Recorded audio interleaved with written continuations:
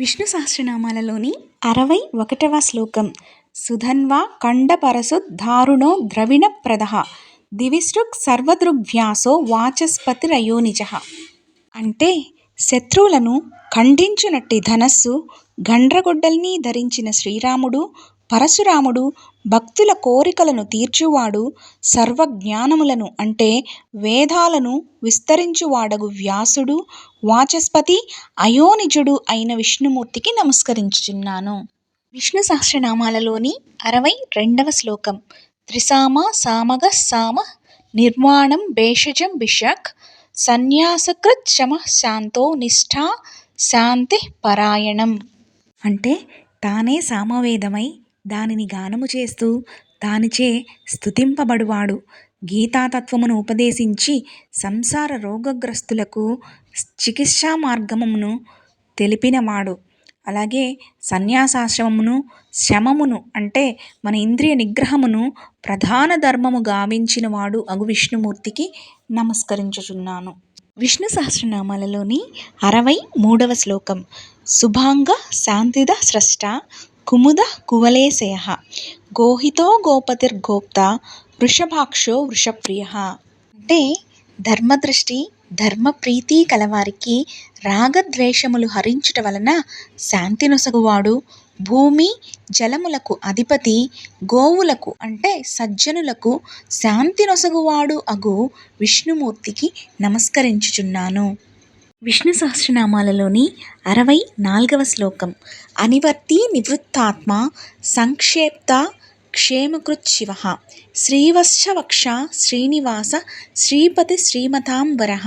అంటే విషయ వాసనలు లేని ఆత్మ కలవాడు, ధర్మముల ఎడల ప్రీతి కలవాడు, ప్రాప్త పదార్థమును రక్షించువాడు, నామస్మరణ మాత్రాన పవిత్రతను కాపాడువాడు, శ్రీవత్సమును ధరించిన లక్ష్మీపతి అయిన విష్ణుమూర్తికి నమస్కరించుచున్నాను.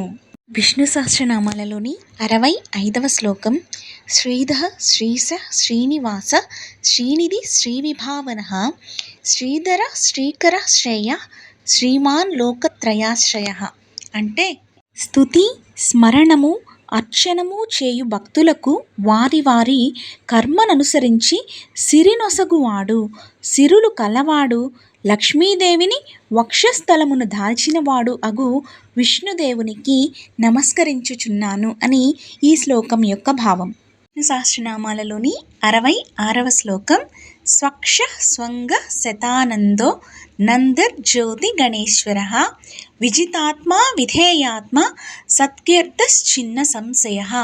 అంటే ఒకే ఆనంద స్వరూపుడైనప్పటికీ ఉపాధి భేదముచే అనేక సుందర రూపములు దాల్చువాడు, నక్షత్రములకు అధిపతి, మనస్సును జయించి స్థిరమైన ఆత్మ కలవాడు అయిన విష్ణుమూర్తికి నమస్కరించుచున్నాను.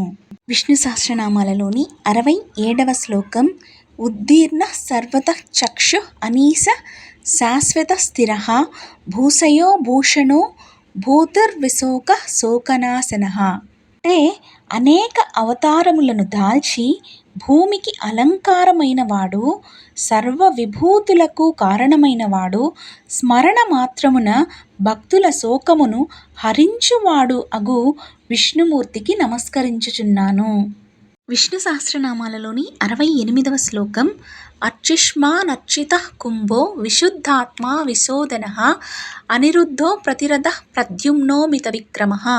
అంటే సూర్యచంద్రులకు కాంతినిచ్చువాడు, బ్రహ్మాదుల చేత ఆరాధింపబడువాడు, శత్రువుల చేత నిరోధింపబడని పరాక్రమం కలవాడు అగు విష్ణుమూర్తికి నమస్కరించుచున్నాను.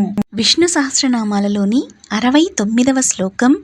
కాలనేమి నిహావీర శౌరి శూరజనేశ్వరః త్రిలోకాత్మా త్రిలోకేశ కేశవ కేశిహా హరిః. అంటే కాలనేమి, కేళి అను రాక్షసులను సంహరించినవాడు, శూరుని వంశమును పుట్టినవాడు, బ్రహ్మ ఈశ్వరుడు ఆవిర్భావానికి కారణమైనవాడు, ముల్లోకములను పాలించువాడు, సంసార బంధమును హరించువాడు అగు విష్ణుమూర్తికి నమస్కరించుచున్నాను. విష్ణు సహస్రనామాలలోని 70వ శ్లోకం. కామదేవ కామపాల కామీకాంత కృతాగమః అనిర్దేశవపుర్విష్ణో వీరోనంతో ధనంజయ. అంటే చతుర్విధ పురుషార్థములైనటువంటి ధర్మ అర్థ కామ మోక్షములు కోరువారికి వాటి నొసగేవాడు, సర్వశాస్త్రములచే రచించబడినవాడు, అపార ధనమును జయించిన అర్జుని రూపమున వెలుగువాడు. అర్జునుడు అంటే ఇక్కడ భగవంతుడు, భక్తుడు, సర్వాంతర్యామి అయినటువంటి విష్ణుమూర్తికి నమస్కరించుచున్నాను అని ఈ శ్లోకం యొక్క భావం. మనము నేర్చుకుందాం, పిల్లలకు నేర్పిద్దాం.